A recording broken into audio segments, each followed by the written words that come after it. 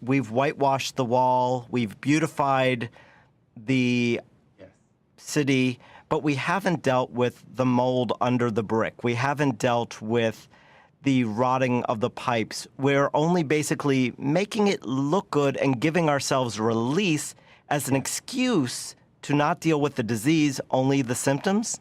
Yes, it's a cheap fix. It's a cheap fix. You know, we achieve atonement, if you will. We kind of expiate the sins of omission that we've committed all these years. When Donald Sterling, for example, was engaging in discriminatory deeds, nobody was doing anything. There were all of these sins of omission by the NBA and everybody else, and the NAACP was peddling, you know, absolution to Donald Sterling. So all these sins of omission, we now can atone for, we can expiate by dragging out, you know, Donald Sterling for some words that private words he uttered to a confidant in private, but we can drag him out, hit him over the head, like you said, with this rubber chicken or fish, and all feel good about ourselves, pat ourselves on the back, say, aren't we racially liberal people, while all the festering, really, conditions that are oppressing racial minorities today are left untouched and unaddressed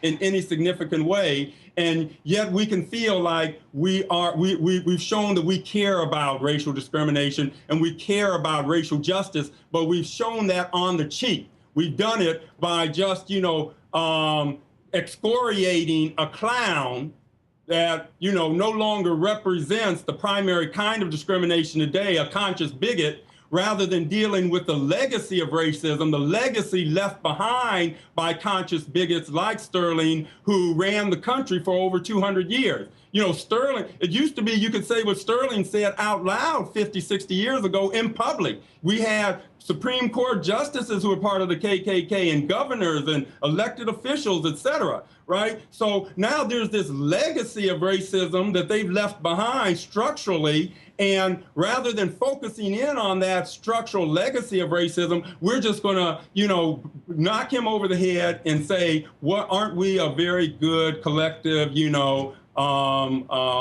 nation that cares about racial and social justice? I thought one of the things that he said that was quite interesting at this Morgan State speech was Attorney General Holder was taking on the prison culture and the prison pipeline, what some call it the prison pipeline, but not in terms of frequency. Most people fixate on the raw numbers. Instead of looking at frequency, he looked at duration. He said, let's not talk about what percentage of African-American males or females versus other races wind up in prison.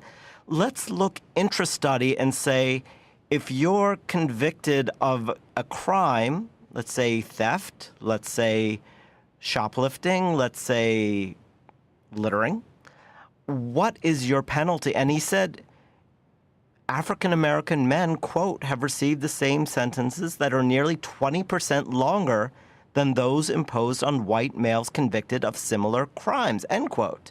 Yep. And that points to a bias, because you can't talk about people doing more misdeeds. They've done the same misdeed. Yep.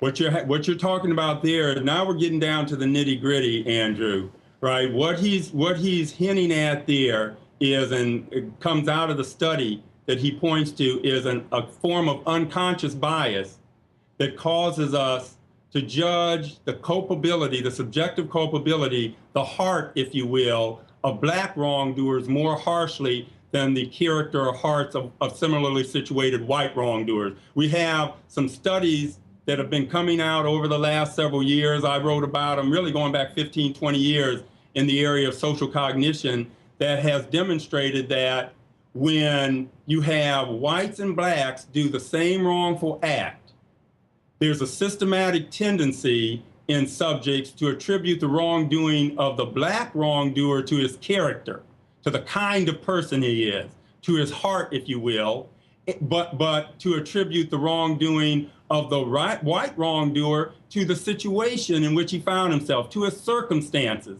And social psychology says that's one of the basic ways that we explain human behavior. Either we explain it on the basis of the person, his character, or on the basis of the situation. You know, let's say we have a road rage case.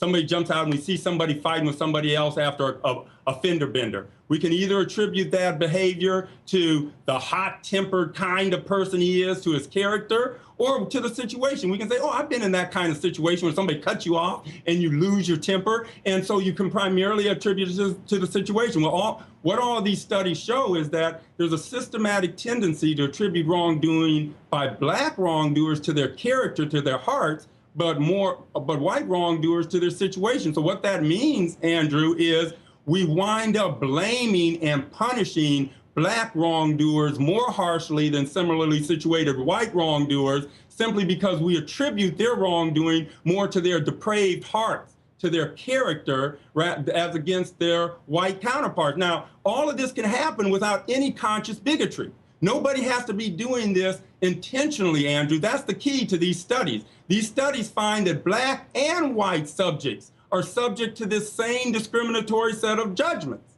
So this is something that happens at the level of the cognitive unconscious because of our cultural belief system and the stereotypes that are ingrained in it. And you can have good people who are trying to do the right thing, perpetuating discrimination in this way. And that's why we have to start, one of the reasons why we have to start to talk about this problem in a very different way than we used to back there in the Archie Bunker, Bull Connors days. We have to start talking about it more as a public health issue. Discrimination and stereotypes are public health problems. We are collectively have this problem rather than just criminal acts done by individuals who intentionally want to be bigots. That's not the primary kind of discrimination today. You know, Jody, part of the problem I'm hearing is that you are describing a problem that cannot be fixed by beating someone over the head with a rubber chicken. That's right.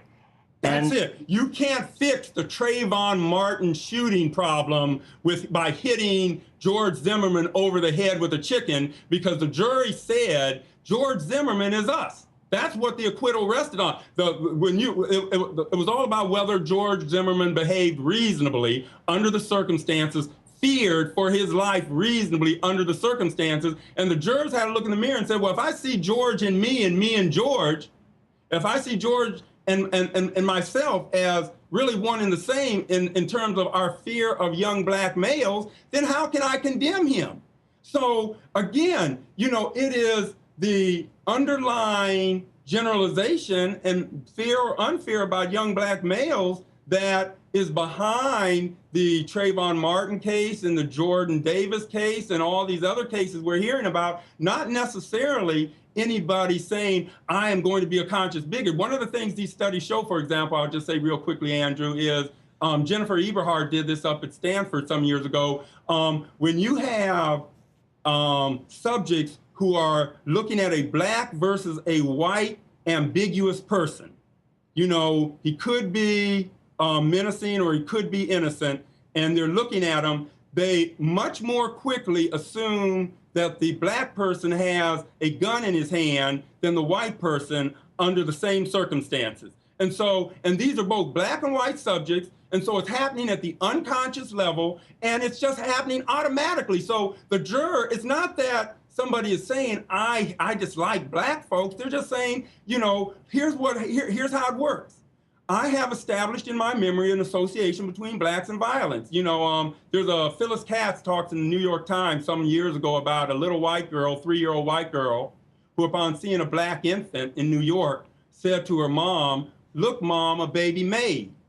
Now, that 3-year-old white girl wasn't a bigot. She wasn't prejudiced. She was merely describing an association that had been forged in her memory between women from a certain social group and an occupation she routinely sees them in now in her social world. Now, when she may reach the age of 18, the age of judgment, and come to renounce that stereotype as an appropriate way to think about black women. In other words, she may develop personal beliefs for how she ought to respond that are egalitarian and reject that stereotype. But that association forged in her memory is still there.